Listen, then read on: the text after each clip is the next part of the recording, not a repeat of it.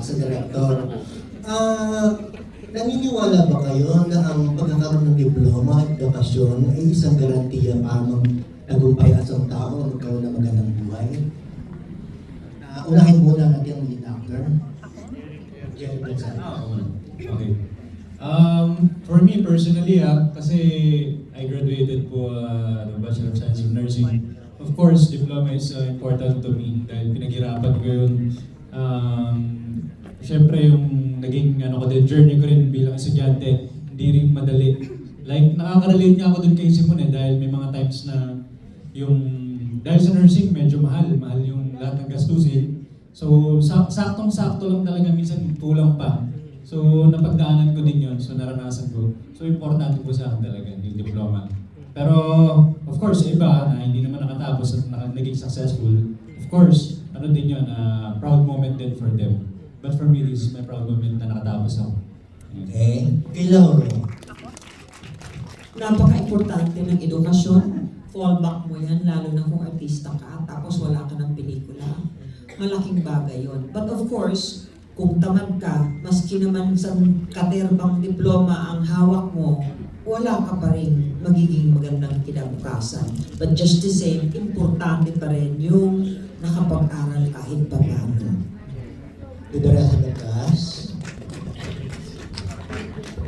Para sa akin po, napaka-importante yung diploma bilang siyempre nakagraduate din po ako. Siguro isa niyo yung nagiging rason para sa akin para mas pagtibayan ko pa at pag-igihan ko po kung paano gamitin yung diploma. Sa akin kasi siya yung parang nagiging weapon ko.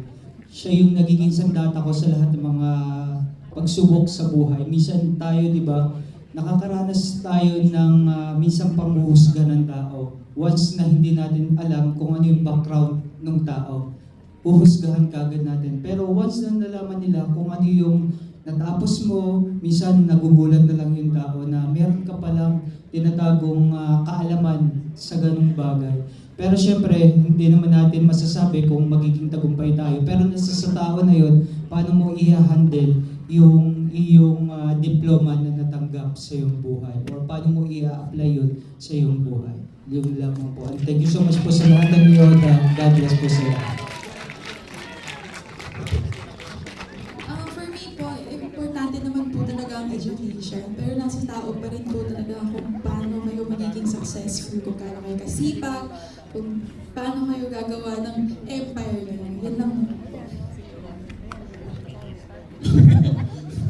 Lahat na sabi na. Ako, even though I'm undergrad ako, pero iba pa rin pag may hawak ka talagang diploma kasi yun na rin yung pinapangaral ko sa anak ko. Siyempre gusto ko makapagtapos rin siya. And I do believe na meron kang edge pag meron kang diploma. Parang walking na may rango ka na. Mawala man ang lahat, di ba? Pero yung skills and knowledge na nakuha mo, getting that diploma and yung mga community na kasi common grounds mo mag-isip, yung mga taong nakasama mo, importante yun sa circle. Salamat. Nasagot na po nila lahat, copy-paste. Joke lang. Hindi, para po sa akin, importante po talaga ang pag-aaral, lalo na po, yun po ang isa sa maireregalo ko sa aking mga magulang, ang aking diploma, ang aking edukasyon. Thank you. Thank you, Angelique. Si Panting. Good evening, everyone. May oras. Ayan, personally, yes, oo. Importante yung diploma. But it won't define us as a person. Kasi depende pa rin yan. Marami pa rin namang successful with the diploma. Pero ako, syempre, continuous lang yung studies hanggang sa doctorate kung kakayanin, di ba? Why not? Ayun ba? Thank you. Hello, good evening to everyone po. Sa akin, yes po, importante pa rin ang may diploma. Hindi importante kung kailan, kung, diba, kung gaano kahirap, basta tapusin po natin. Magkaroon tayo ng urge na tapusin na. Kasi sabi nga po ni Miss Elizabeth, yun po yung fallback natin. Kahit anong mangyari, kung graduate, meron ka pa rin manatag.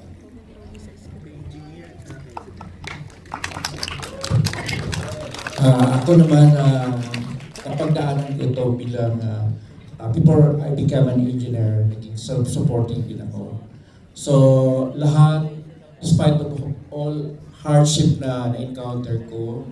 So, nandun yung determination and perseverance. Pag ikaw, disiplido ka talaga, mapurso mo yung pangarap mo, yung goal mo na ma-achieve. So, siguro itong movie na to, nakaka-relate din sa akin bilang isang taong nangarap. So, hanggang naabot ko yung mga pangarap ko. So, salamat na sa ngayon, naging filmmaker ako, producer, kasi pinangarap ko talaga to. So, lahat, marami akong pinagdaanan. Kaya kanina, paulit-ulit ko nakakaiyak. So, sana ma-inspire din kayo. At sa ngayon, maraming nanonood. So, dapat ma-disseminate ninyo ang information sa mga kaibigan ninyo para mapanood. So, importante, maka-ROI ako. Kasi ang hirap mag-produce. Willing ako mag-produce, pero mahirap na sa sinihan. Nakikita niyo yung mga sinihan na walang halos laman. So, paano natin ma-uplift yung ganitong bagay? Maraming mga directors, artista na magagaling, pero hindi nila mailabas yung mga nila kasi walang mag-produce. Dahil siguro, yun nga, mahirap. So with this, sana matulungan ninyo at mapanood sa ibang mga kaibigan ninyo.